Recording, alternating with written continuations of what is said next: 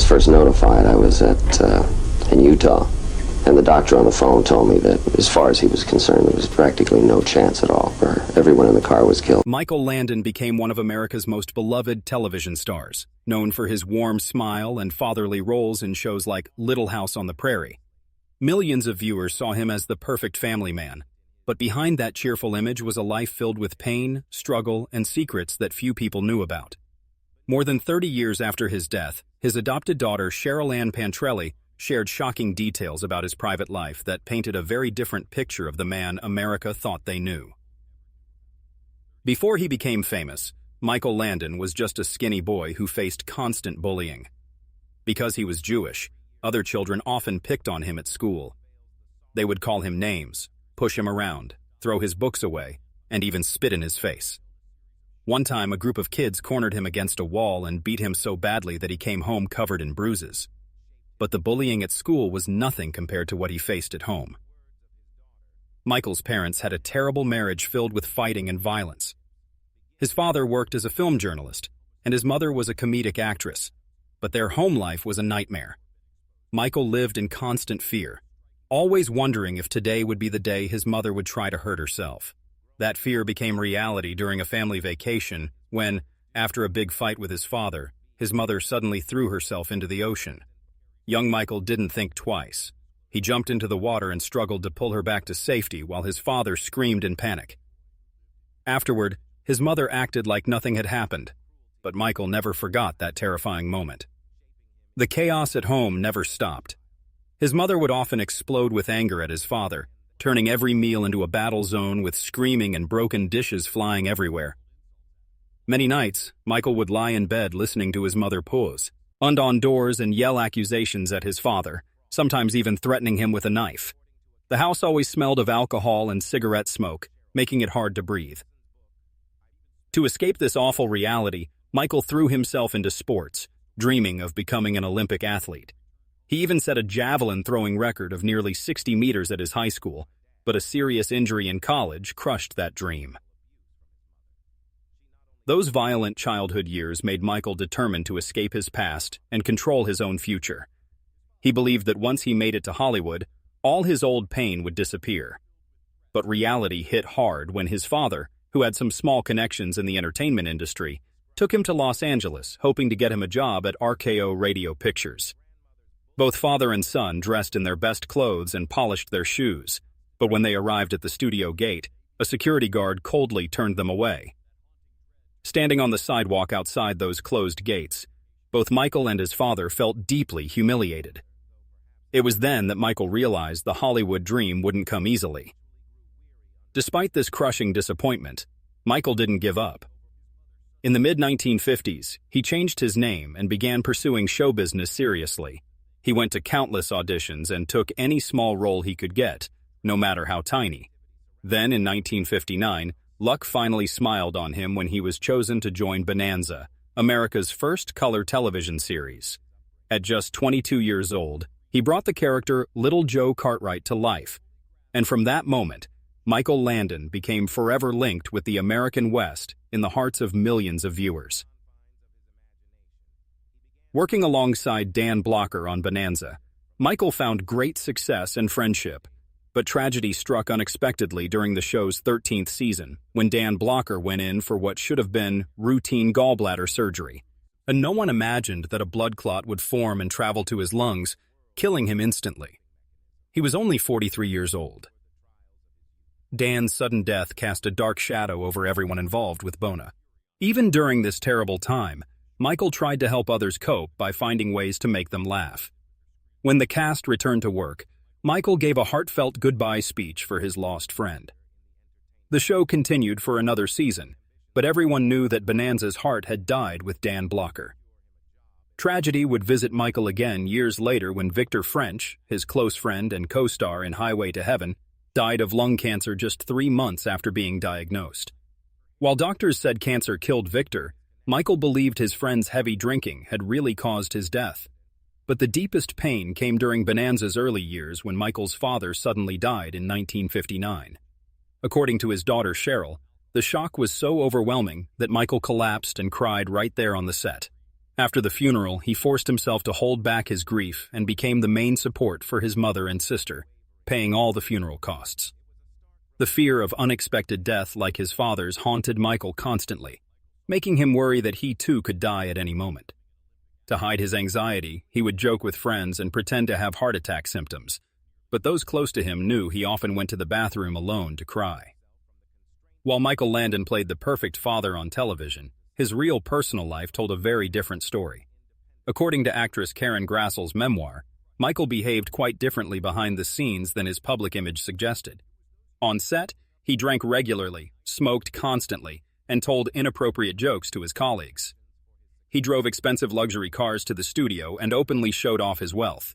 Most shocking of all were the affairs he had, including one right on the set of Little House on the Prairie. For audiences of that time, learning that their beloved TV father was destroying the very family values he portrayed on SC was devastating. Michael went through 3 troubled marriages during his lifetime. In his early 20s, he married Dodie Levy-Fraser, who already had a son that Michael immediately adopted. In 1960, they adopted another child named Josh. But as fame and money came to Michael, rumors began spreading about his personal life. Some people whispered that there might be more to his relationships than met the eye, especially noting how quickly female characters disappeared from Bonanza, leaving behind a world of men living together. Some crew members claimed they saw Michael spending long private hours with younger male co-stars, supposedly rehearsing lines behind closed doors. At the same time, Michael began having an affair with Marjorie Lynn Noe, an actress who played a waitress on the show. Michael was 23, and she was 26 when their relationship started. His marriage to Dodie quickly fell apart, and they divorced in December 1962. Just 1 month later, Michael and Marjorie ran off to Mexico to get married. Marjorie brought her daughter Sherilyn Pantrelli with her, and once again, Michael became an adoptive father. Despite his reputation for unfaithfulness in marriage, Michael was an extraordinary father to his children. Cheryl later wrote that when Michael married her mother, she was only 6 years old, and he officially adopted her. Looking back on her childhood, Cheryl described her years with Michael as like a fairy tale. He spoiled her like a princess, treated her with great respect, and always listened to what she had to say. They shared a special bond, and Michael became her source of strength, inspiration, and her role model. When Cheryl turned 19, disaster nearly destroyed everything. She was involved in a horrible car accident in Tucson, Arizona that killed 3 people. Cheryl was badly injured and left fighting for her life. She remained unconscious for 4 days, her body wrapped in bandages, while doctors weren't sure if she would survive. During those dark days, Michael never left her side. He canceled all his work commitments and sat by her hospital bed for hours, holding her hand and whispering encouragement to call her back. Despite the grim predictions from medical experts, he never stopped believing she would live. In a 1982 television interview, Michael recalled that terrifying time with tears in his eyes, saying that his constant presence, unconditional love, and endless encouragement had pulled Cheryl back from the edge of death. But once again, Michael's pattern of infidelity repeated itself. In the mid-1980s, while Little House on the Prairie was at its most popular, Michael met Cindy Clerico, a makeup artist and stunt double working on the show. Even though he was still married to Marjorie, Michael began a secret love affair with Cindy. When the relationship became public, the media went wild, and Michael's second marriage officially ended. This revelation shattered Cheryl, who had worshipped Michael as the perfect father. In her book, Cheryl admitted that her heartbreak was shared by the entire family, leaving a wound that could never fully heal. Soon after, Michael and Cindy were married on Valentine's Day in a small ceremony with about 30 guests in the backyard of their California home. When they exchanged vows, Cindy was already pregnant with their daughter Jennifer, who would represent their new beginning together. But just a few years after this seemingly perfect happiness, Michael's life would take a cruel and devastating turn. After Little House on the Prairie ended, Michael showed no signs of slowing down. He continued working on successful projects in Hollywood. But behind all the stage lights, fate was quietly shortening the time he had left. In February 1991, while still maintaining a busy work schedule, Michael began experiencing severe stomach pain. At first, he thought it was just a digestive problem, but the pain grew worse, forcing him to go to the hospital. On April 5, 1991, doctors gave him the devastating news: terminal pancreatic cancer. The cancer had already spread throughout his body, and there was no cure. What made Michael's illness controversial was the question of what caused it. Medical experts on recent television programs have suggested two possible explanations. First, his long-term habit of regular heavy drinking. Second, his work environment. The location where Little House on the Prairie was filmed sat close to a nuclear research center that had suffered a serious accident in 1959. While the theory of radiation exposure was never completely ruled out, most specialists believe that his lifestyle and years of heavy drinking directly contributed to the disease. On May 9, 1991, just over a month after receiving his diagnosis, Michael appeared on The Tonight Show in front of millions of viewers. He didn't hide the truth from his fans. He openly talked about his illness, asked people to pray for him, and promised he would fight until the very end. In June 1991, Michael appeared on the cover of Life magazine for an exclusive interview where he shared both his career story and details about his final days. His voice remained steady and his eyes still shone brightly, but his face and body had become visibly thin and weak.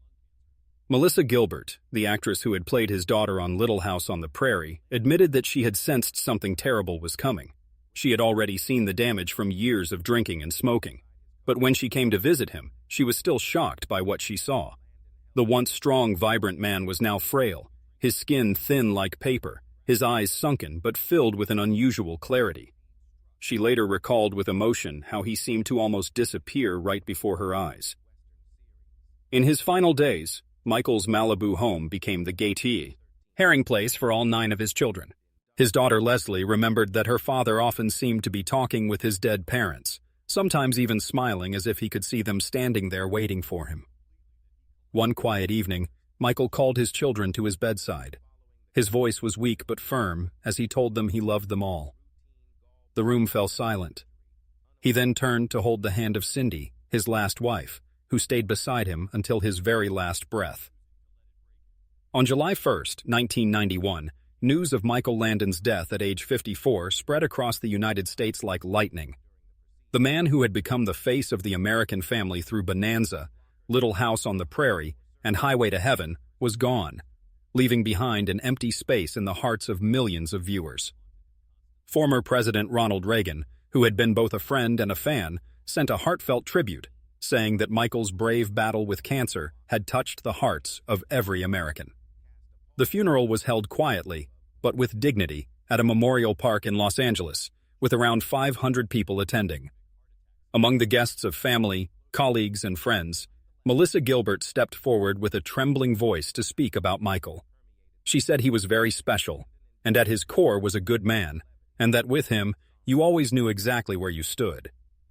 What ensured Michael Landon's lasting legacy was not just the scandals that once shocked the public, but above all, the enormous body of artistic work he left behind. Throughout his career, Michael appeared on the cover of TV Guide magazine 22 times, second only to the legendary Lucille Ball. He was a true all-around artist who worked as an actor, screenwriter, director, and producer, serving as the creative force behind some of the most beloved television series ever made. When Michael learned that Little House on the Prairie was being canceled, he felt betrayed. According to Melissa Gilbert, his anger was so great that he said he wanted to blow the whole show up, and that's exactly what he did. In the special final episode called The Last Farewell, Michael arranged for nearly the entire town of Walnut Grove to be destroyed, leaving only the church standing. It was his forceful way of declaring that this cherished memory would never be recycled or turned into a tool for profit. The cast members stood in silence as the town crumbled to ash, with many moved to tears. Michael was not only the creative leader, but also the heart of every set he worked on. Melissa Gilbert praised him for building an environment filled with warmth and inspiration.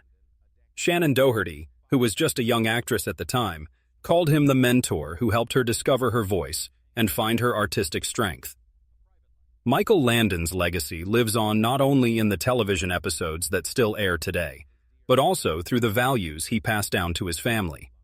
His daughter Shauna has said that she continues to teach her own children the lessons she learned from her father: to work hard, to be a good person, and to live each day to the fullest.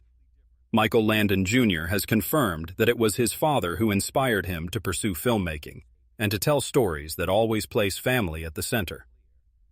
In 2021, the Malibu community honored Michael by opening the Michael Landon Center.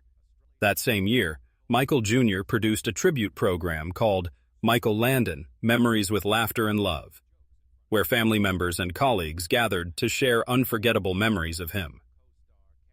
Even in 2025, more than 30 years after his death, Melissa Gilbert still posts heartfelt photos and messages in remembrance, calling him a storyteller, dreamer, and loving father who shaped not only her career, but also her perspective on life. In the end, Michael Landon was far more than just a television star.